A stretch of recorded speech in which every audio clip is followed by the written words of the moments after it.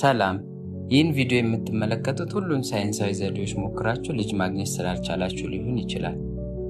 አሁን ተስፋ ቆርጣችኋል፣ ደክማችኋል፣ ወይም ደግሞ ምን ማድረግ እንዳለባችሁ ግራ ገብቷችኋል። እኔ ዛሬ የመጣሁት ተስፋ ይዤ ነው።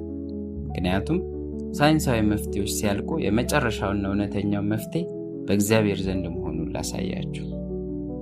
እግዚአብሔርን መመካት ሕክምናዎቹንም ውጤታማ እንዲያደርግ መጸለይ ትክክለኛው መንገድ ነው። የልጅ የመውለድ ፍላጎት ከሕክምና በላይ የሆነ መንፈሳዊ ጉዞ ነው። ይህ ጉዞ ትዕግስት፣ እምነት እና ሙሉ በሙሉ በእግዚአብሔር ላይ መታመንን ይጠይቃል። ነገሩን በሰው ዕውቀት ብቻ ከመፍታት ይልቅ ለእግዚአብሔር እንድትሰጡት ይጋብዛችኋል። በመጽሐፍ ቅዱስ ውስጥ ያሉ በዚህ ዙሪያ ላይ ያተኮሩ ኃይለኛ የእግዚአብሔር ቃላትና ተስፋዎችን እንመልከት።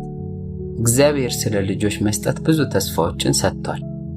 መጽሐፍ ቅዱስ ከብዙ ዓመታት በኋላ ልጅ የወለዱትን የሳራንና የዘካርያስን ታሪኮች ይነግረናል።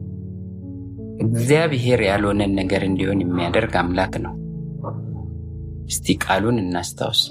መዝሙር 127 ከቁጥር 3 እነሆ ልጆች የእግዚአብሔር ስጦታዎች ናቸው፣ የማኅፀንም ፍሬ የእርሱ ዋጋ ነው ይላልና ልጆች ከሕክምና ውጤት ሳይሆኑ ከእግዚአብሔር የሚመጡ ስጦታዎች መሆናቸውን አትርሺ።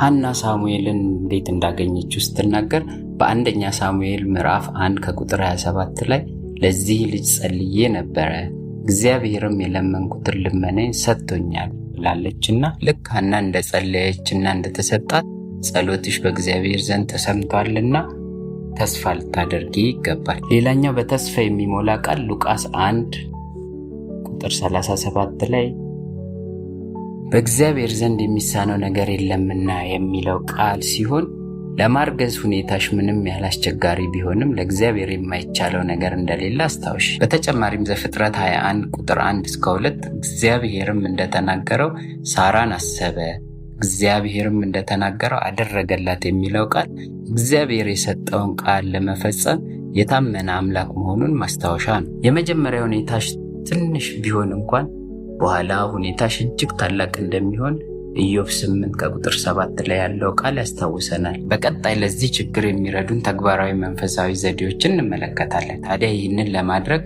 ወደ እግዚአብሔር እንዴት እንቀርባለን? በመጀመሪያም በጸሎት ነው። በየቀኑ በጸሎት ከእግዚአብሔር ጋር ተነጋገሪ። ፍላጎትሽን ብቻ ሳይሆን ተስፋሽን፣ ፍርሃትሽንም እና እምነትሽንም አሳዩ። ሁለተኛ በእምነት ማወጅ ነው። እምነት ማለት አሁን የሌለውን ነገር እንዳለ አድርጎ መናገር ነውና ቃላቶችሽን ወደ ራስሽ አዞረሽ በልበ ሙሉነት ተናገሪ። ሮሜ 4 ከቁጥር 17 እንደሚለው የሌለውን እንዳለ አድርጎ የሚጠራውን እግዚአብሔርን አመነው ይላል። ስለዚህ እናንተም እንደተደረገላችሁ አድርጋችሁ በልበ ሙሉነት መናገር አለባችሁ።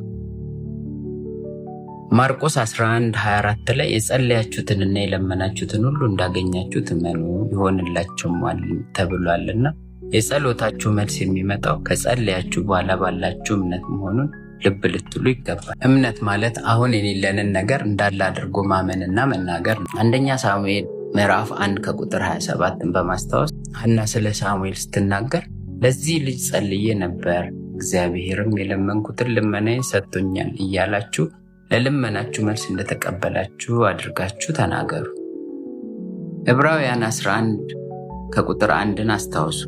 እምነትም ተስፋ የተደረገበትን ነገር የሚያስረግጥ የማይታየውን ነገር በእርግጥ እንዳለ የሚያስረዳ ነው።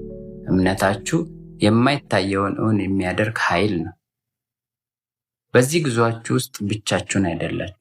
እግዚአብሔር በየደረጃው ከእናንተ ጋር ነው። አትፍሩ፣ ተስፋም አትቁረጡ።